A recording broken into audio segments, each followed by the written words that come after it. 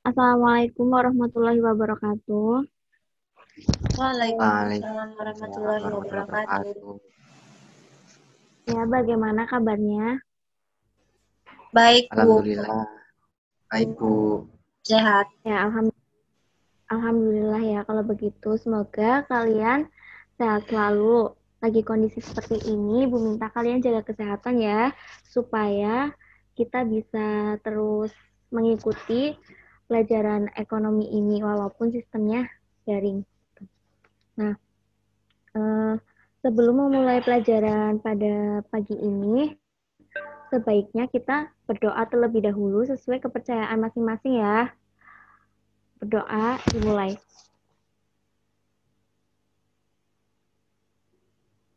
Selesai.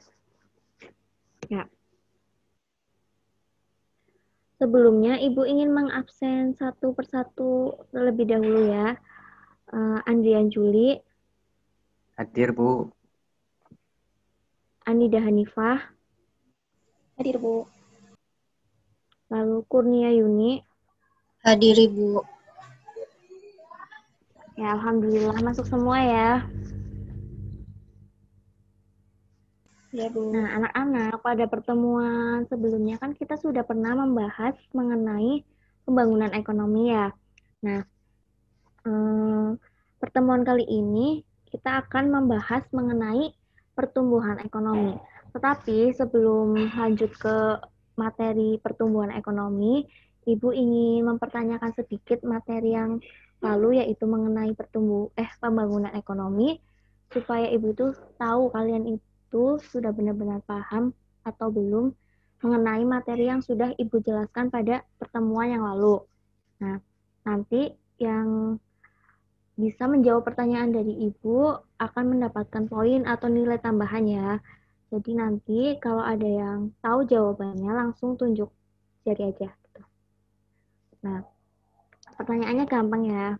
Eh, jelaskan apa itu pembangunan ekonomi.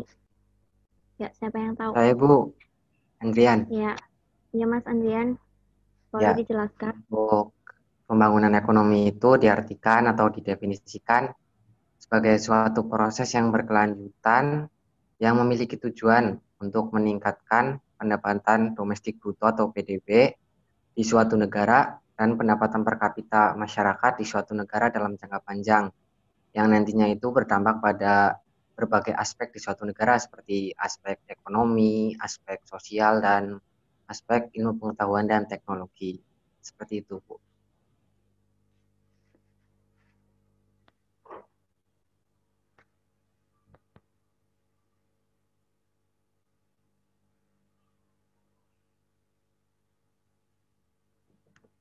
Ya Mas Andrian, suaranya hilang ya?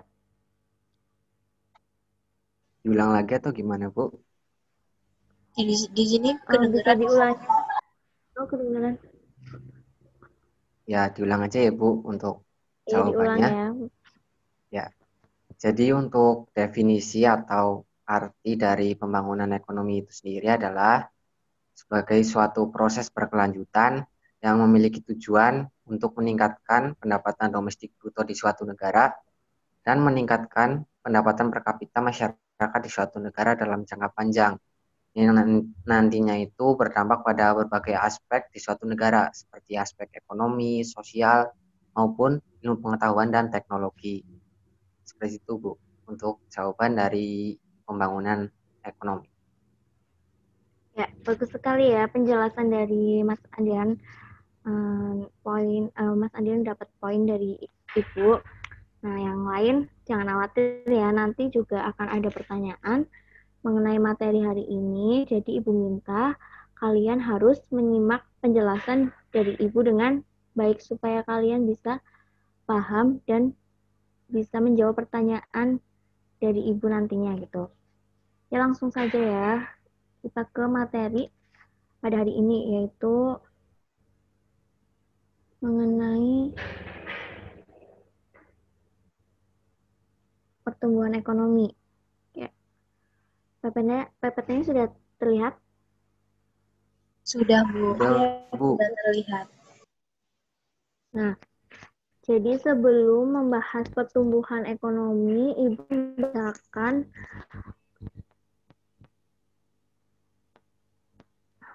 ini pokok-pokok pembahasan yang akan dijelaskan pada materi ini ya. Yang pertama, kita akan membahas mengenai pengertian pertumbuhan ekonomi. Yang kedua, ciri-ciri pertumbuhan ekonomi. Lalu yang ketiga, faktor-faktor yang mempengaruhi pertumbuhan ekonomi. Dan yang keempat, yaitu cara menghitung laju pertumbuhan ekonomi. Ya, langsung saja ke pembahasan yang pertama, yaitu pengertian pertumbuhan ekonomi. Nah, kata pertumbuhan ekonomi tentunya sudah sering kita dengar ya, sudah tidak asing lagi bagi kita. Sebelumnya, ada yang bisa menjelaskan nggak pengertian dari pertumbuhan ekonomi itu apa? Saya, Bu. Ya, Mbak Anida, boleh. Jadi pertumbuhan ekonomi yang saya ketahui itu kondisi di mana peningkatan PDB di suatu negara. Jadi meningkatnya PDB di suatu negara itu akan memicu pertumbuhan ekonomi. Sekian, Bu. Ya, betul. Jadi yang Mbak Anida jelaskan itu betul ya. Ya, pertumbuhan ekonomi adalah suatu kondisi di mana meningkatnya produk domestik bruto atau PDB di suatu negara. Misalnya seperti adanya peningkatan pendapatan per kapita, peningkatan fasilitas masyarakat beserta infrastrukturnya. Jadi, suatu daerah atau negara dikatakan meningkat pertumbuhan ekonominya itu jika presentasi PDB-nya itu dari jika presentasi PDB dari daerah tersebut itu lebih baik dari tahun-tahun sebelumnya. Tuh. Sampai sini paham ya penjelasan dari pengertian pertumbuhan ekonomi? Paham, Bu. Ya. Kalau begitu kita lanjut ke ciri-ciri pertumbuhan. Kalau begitu kita lanjut ke ciri-ciri pertumbuhan ekonomi. Nah, pertumbuhan ekonomi ini memiliki ciri-ciri. Yang pertama itu terjadinya peningkatan produksi barang dan juga jasa. Jadi, suatu negara itu bertumbuh ekonominya, maka akan terjadi peningkatan produksi barang dan jasa yang hal ini juga umumnya dibarengi dengan laju pertumbuhan penduduknya yang pesat. Lalu yang kedua, laju perubahan strukturalnya cukup tinggi. Misalnya, di mana masyarakatnya itu yang awalnya mulai beralih dari kegiatan pertanian ke kegiatan non pertanian seperti kegiatan industri gitu. Lalu adanya proses yang sifatnya multidimensional. Maksudnya itu perubahan ke arah yang lebih baik secara terarah gitu. Lalu adanya urbanisasi atau perpindahan penduduk dari desa ke kota ya, dan terjadinya peningkatan produktivitas gitu. Lalu lanjut ke faktor-faktor yang mempengaruhi pertumbuhan ekonomi. Nah, faktor yang mempengaruhinya ada 5. Nah, kita akan bahas satu persatu ya. Faktor yang pertama yaitu sumber daya manusia atau yang sering kita sebut dengan SDM ya. Nah, faktor yang pertama ini, faktor sumber daya manusia ini merupakan indikator paling penting dalam komponen pertumbuhan ekonomi suatu negara. Mengapa dikatakan paling penting? Dikarenakan faktor sumber daya manusia ini bisa memperlambat sekaligus mempercepat laju pertumbuhan ekonomi. Misalnya, suatu negara dengan jumlah pengangguran yang tinggi, maka negara tersebut itu akan dianggap tertinggal gitu.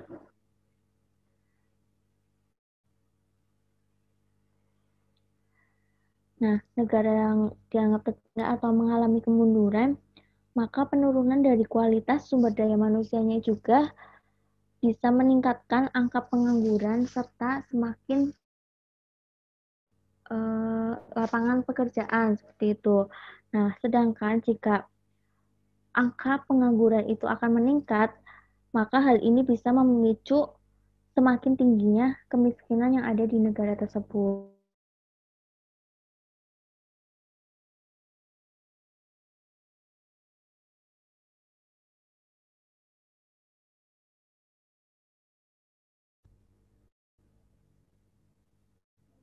Ya, sebelumnya mohon maaf ya, sinyal Ibu sepertinya susah, jadi keluar-keluar sendiri. Ya, bisa dilanjut ya. Bentar.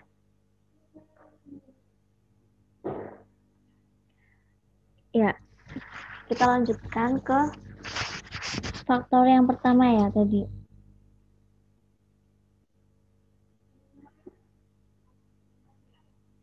Nah, jadi SDM ini sangat berpengaruh ya, dikarenakan jika kualitas sumber daya manusia itu menurun, maka angka pengangguran di negara tersebut akan meningkat dan menyebabkan negara tersebut mengalami kemiskinan. Nah, hal itu kan bisa mempengaruhi pertumbuhan ekonomi. Lalu, faktor yang kedua yaitu sumber daya alam atau SDA. Nah, kita kan tahu ya negara kita itu salah satu negara yang mempunyai sumber daya alam yang kaya. Tetapi sayangnya Indonesia itu sumber daya alamnya itu tidak dibarengin dengan sumber manusianya yang berkualitas untuk mengelolanya.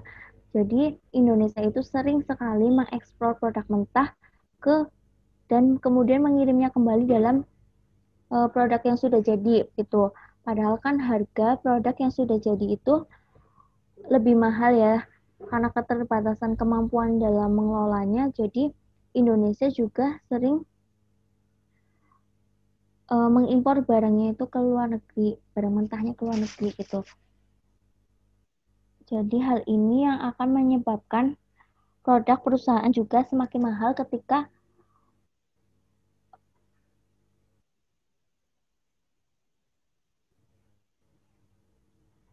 lalu yang ketiga ada kemajuan iptek. Jadi suatu negara dikatakan maju pertumbuhan ekonominya jika negara tersebut itu mengalami peningkatan dalam hal penguasaan iptek atau ilmu pengetahuan dan teknologinya. Nah, hal ini juga berlaku pada perusahaan yang mana perusahaan tersebut itu lebih mengedepankan teknologi, maka barang dan jasa yang dihasilkan juga kan akan lebih efisien daripada perusahaan yang masih belum menggunakan teknologi gitu. Nah, penggunaan teknologi yang lebih maju juga mengidentifikasikan bahwa perusahaan tersebut itu dapat memproduksi barang dan jasanya itu lebih cepat dan efisien. Tapi untuk bisnis yang masih berkembang seperti itu sulit ya untuk menerapkan teknologi di dalam usahanya. Karena biasanya untuk membeli peralatan modern kan harganya masih mahal gitu. Jadi banyak perusahaan yang masih berkembang itu tidak menggunakan teknologi yang canggih gitu. Lalu yang keempat ada tingkat inflasi. Nah, inflasi juga menjadi salah satu faktor yang mempengaruhi pertumbuhan ekonomi suatu negara. Inflasi ini akan berpengaruh terhadap harga-harga bahan baku sehingga operasi perusahaan itu mengalami peningkatan biaya dalam hal bahan baku. Nah, tidak hanya itu ya, terjadinya inflasi juga biasanya berpengaruh terhadap gaji para pegawai gitu. Lalu yang kelima ada tingkat suku bunga. Jadi laju pertumbuhan ekonomi juga akan mempengaruhi tingkat suku bunga. Di mana pertumbuhan ekonomi itu akan membuat suku bunga itu mengalami kenaikan karena adanya tingkat pendapatan dari masyarakat. Jadi, jika suku bunga yang tinggi, maka akan memiliki pengaruh yang baik pada perusahaan dalam hal penggunaan modal pinjaman untuk meningkatkan kualitas dari perusahaan tersebut. Tuh. Tapi tidak hanya itu, misal tingkat suku bunga juga tinggi, akan berpengaruh terhadap permintaan investasinya itu yang semakin rendah. Hal ini juga tentunya akan berdampak buruk pada perusahaan.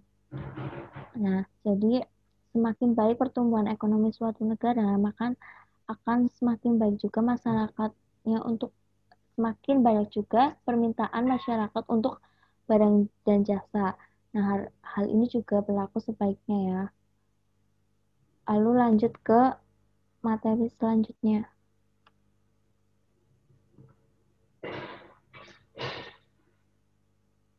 yaitu cara menghitung laju pertumbuhan ekonomi.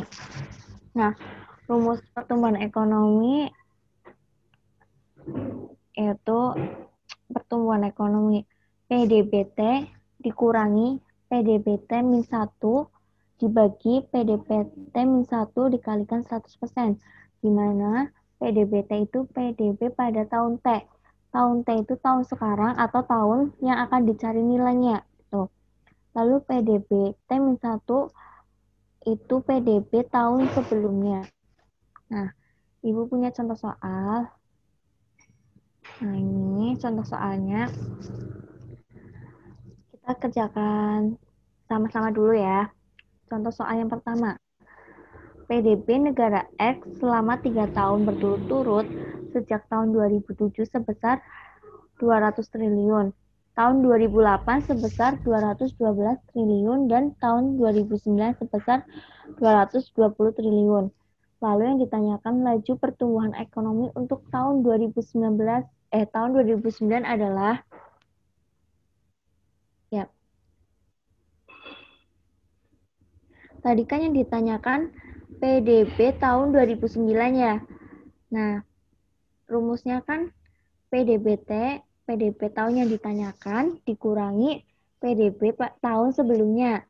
Nah, PDB tahun yang ditanyakan kan tahun 2009. PDB-nya berapa? 220. Iya, 220. Ya. Lalu dikurangi PDB tahun sebelumnya. Tahun sebelumnya berarti tahun berapa? 2008 atau 2008. 2008. Ya, 2008. 212.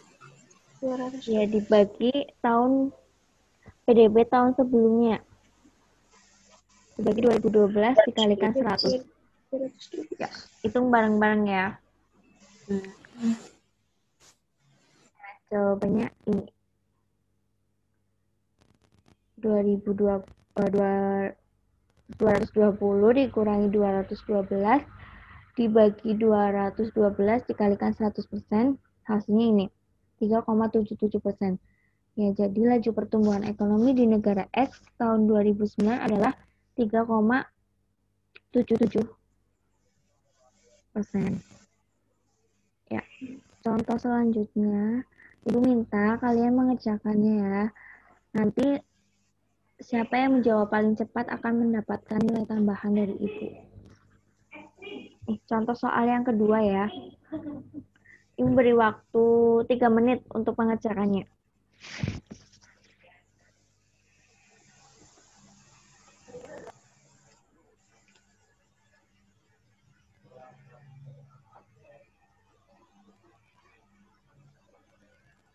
Ya, ada yang udah selesai?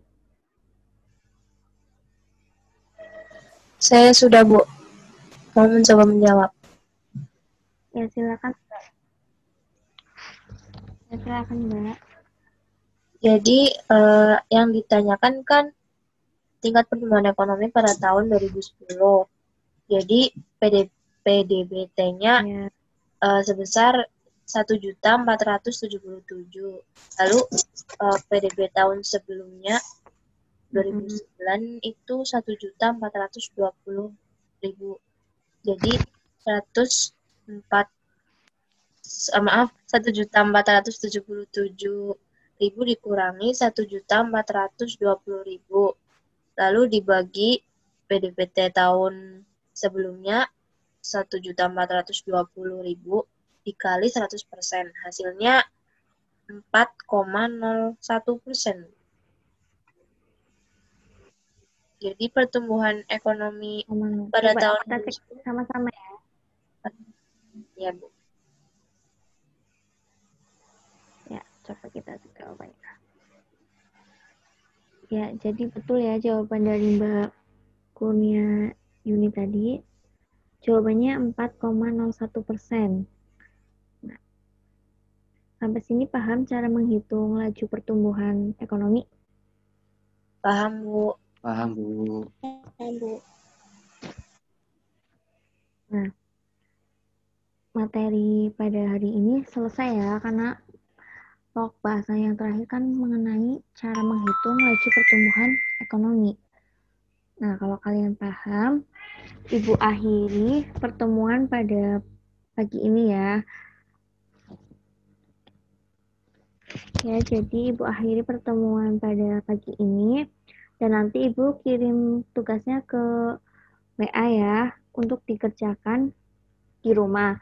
Nanti kita akan bahas bersama pada pertemuan selanjutnya.